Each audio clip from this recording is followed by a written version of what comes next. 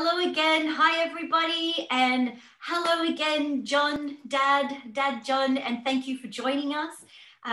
Quick intro, super quick intro today because Dad's on the clock. He's got a patient, a client coming in. Today, guys, is all about osteoporosis and bone health. So welcome back, Melbourne's favorite naturopath, John. Thank you. And may I just jump straight in, please? Okay, you're jumping in, or am I jumping in? I'll jump in. I'll jump in with the first question. Okay, thanks, Dad. So, okay, osteoporosis and bone health. All right. Apparently, there's something like 3 million people in Australia with osteoporosis, and apparently primarily women. I've been told 10 times more women than men with osteoporosis, which is quite scary. My first question to you is, what do we do? How do we prevent and treat it? That's a very, very good question because, again, as we were speaking yesterday about other things, osteoporosis is a preventable disease. And if we can figure out the 5 or 6 things that accelerate bone loss, then we can do a lot to stop osteoporosis. Unfortunately, the accepted medical treatment for osteoporosis is some preparations called biphosphonates. They used to be, imagine this, they used to be given once a day. Then they figured out that the side effects were too much to suffer, and so they made them once a week. And then they figured that that was too much, and then the tablets became once a month.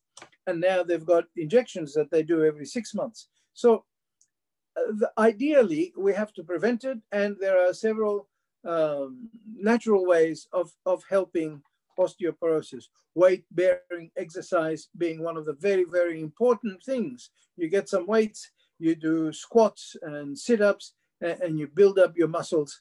And by pressing the strain on your bones, you increase the strength of the bones. Yeah. But nevertheless, one of the things that we must not do when we have osteoporosis is rely solely on calcium. So many times I have patients here who've been told, you have osteoporosis, you've got to take calcium. And unfortunately, it's the worst kind of calcium. Some preparations out there in the market, which are calcium carbonate, very, very difficult. And perhaps many of them are not told about some of the simple things that they can do. For example, when the body is acid, the body uses calcium phosphate and calcium carbonate from the bones to reduce the acidity. Well, you might well ask, how do we reduce acidity in the body? Well, it's funny we should say that because we covered it yesterday. Acidity, the main source of acidity in the body is the acid that comes out of the stomach. And then once it goes into the intestines, it has to be quickly neutralized. And the neutralization of the acid in the intestines happens by the lactic acid producing bacteria in the intestines. And so we have to have lots and lots and lots of good lactic acid producing bacteria, and these are the lactobacillus acidophilus and bifidobacteria. So that's how you reduce acidity. Of course, too much protein makes you acid. So that's where, we say that milk and meat is acid and vegetables are alkaline. This is where this comes from. But there are other things. And unfortunately, again, my God, this is twice in a row. People will switch off and never see me again. Alcohol is not very good for osteoporosis. Oh, dear. I'm so sorry, guys. I really am so sorry. But cheer up. Heineken has got a 0 alcohol beer, which is very acceptable. And of course, nowadays, you've got the low alcohol wines and low alcohol beers. But anyhow, so drinking more than occasional drink of alcohol increases bone loss. Yeah. Some medications increase bone loss. And strangely, these are the antacid medications. We talked about acidity in the body causing bone loss, and yet these proton pump inhibitors and other antacid preparations that we take for the stomach, like Losec and Zantac and Nexium and all of these things, because people usually are long-term, years upon years upon years upon years on these, and they cause bone loss. Another interesting cause of bone loss is stress. And so it's kind of a perfect storm when ladies go through the menopause. Their estrogen goes down because of the menopausal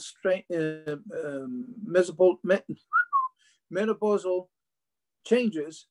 Sometimes stress is part of the whole thing as they try to adjust to. So then they have both a low estrogen and high stress at the same time. Now, stress causes bone loss because of the production of cortisol in the body, and cortisol is a thing that causes bone loss. Well, how do you deal with stress? There are two ways of dealing with stress, as there often is. One is pharmaceutical or natural stress relief preparations. And the natural stress relief preparations are extremely effective. But again, we have the pharmaceutical ones, you know, the old Valium and so on that reduce stress. Far more better it is to reduce stress by changing your point of view. Oh, this is my beautiful niece, Sophie. Sophie, say hi. Hi. Hi. Sophie, say bye. Bye. Bye. Thanks, very love. Where were we? Yes. Stress. How do we reduce stress? Yes. So meditation, mindfulness, yoga, and as I said earlier, changing your point of view about the things that stress you. Sometimes simply by changing your point of view, the stress can disappear, even though the circumstances are still there. And it does sound very easy, doesn't it? When you say it, it sounds easy. It's extremely difficult, and I'm not ridiculing it and making it insignificant. It's a very serious thing. But nevertheless, cortisol produced because of stress will cause bone loss. Well, vitamin D, my goodness, I don't know what's happening with vitamin D in the world today, but we seem to be deficient with vitamin D. And Philip Day and many other natural holistic doctors know that you have to have a vitamin D just above 100 in your blood tests and so on. Yeah. So vitamin D is it's also very important for COVID, as is zinc and some other things to boost your immune system. Maybe we'll do an immune system session one day. But vitamin D is essential for the proper utilization of calcium and the proper strengthening of the bones. Vitamin K2, it's interesting that it's called K2 because there are two K2s. There's K2 that you get from the green leafy vegetables like spinach and so on. And there's also a K2 that you get from things called offal. Offal are liver and kidneys and heart and lung. And in some cultures, these become delicacies, but in some cultures, you kind of look at them and say, yuck, I'm not touching this stuff. Isn't there a tablet? Yes, there is. We can make vitamin D together with K2 in a capsule form, and we do a lot of it here. One of the most important parameters that increase bone loss is hormonal loss. As we age, as you know, as we age, we lose muscle, our testosterone goes down, our progesterone goes down, and our estrogen goes down. You would think that the primary pharmaceutical weapon against osteoporosis would be these natural things, natural testosterone, natural progesterone, and natural estrogen, which we do here at the compounding pharmacy every day. And most holistic doctors use this weapon to help reverse osteoporosis, and they reverse it quite capably.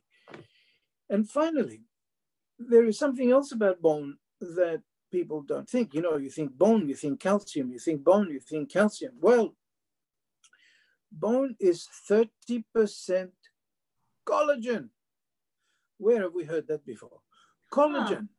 Collagen is what makes bone together with protein, and it forms again the structure, how shall I put it, like a net, if you like, and then calcium and strontium and God knows what else goes into that, and it makes the bone. But collagen is what makes the bone strong and elastic all at the same time.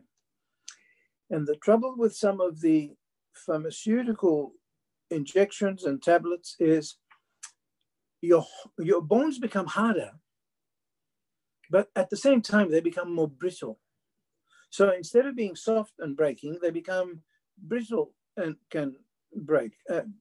Mind you, I'm not a doctor and I'm not giving you medical advice. Listen to what your doctor says, because doctors are God's gift to mankind, as we all know. So back to collagen for a moment. Did you know that collagen, stop laughing, you're going to make me laugh. Sorry. Look at this. Collagen peptides improve bone density. Let's have a look. This is from the National Institute of Health, the National Center for Biotechnology Information, PubMed. So this is not some charlatan saying that take collagen because I make money when you buy collagen. This is the National Institute of Health that says that collagen peptides improve bone mineral density in postmenopausal women. And it says, conclusions, these data demonstrate that the intake of collagen peptides increase BMD, that's bone mass density, in postmenopausal women. In addition, there was favorable shift in bone markers indicating increased bone formation and reduced bone degradation. They basically say the same thing 3 times in 3 different ways, but the basic thing of this whole thing is collagen reverses osteoporosis. Stick that in your pipe and smoke it. How about that? How about that? I mean, collagen does so many things, so many things. So in a nutshell, we are looking at balancing our hormones, and we do provide hormonal tests that people can do, and we give a report, and they can take the report to their doctors and take it from there. You take collagen, you do weight-bearing exercises, you try to reduce your stress levels, you make sure that your vitamin D is up high, you make sure that you eat well, that you have a lot of raw vegetables, like we said yesterday, and not too much meat and bread, which are acidic forming. And you make sure that you've got proper gut bugs in your intestines, so that the acid from the stomach will be neutralized. And in general, again, we can speak about this for hours and hours and hours, but in general, this is what we have. And we can offer solutions for each of these points that I have mentioned. Thank you for listening. That's awesome. That was good. And Dad, you anticipated all of my questions as you were talking. Particularly, I wanted to ask you about that point that you made about acidity. When the body is acidic, it takes, as you said, it takes the nutrients, calcium phosphate, out of our bones. So that was really interesting, and I'm glad you elaborated on that. So I have no further questions. I know you have a client coming in. So I would just say thank you very much. That was a really nice, succinct session. And everyone, we will see John back again tomorrow. Let me check my schedule. This might be a good segue. Tomorrow, John's going to be talking to us about hormones and how we can balance hormones. So that's a good one for the ladies out there. So Dad, thank you again for your time. Have a lovely afternoon, and we'll see you tomorrow. Thank you. Thank you, Nicole. Thanks, everyone. Bye-bye.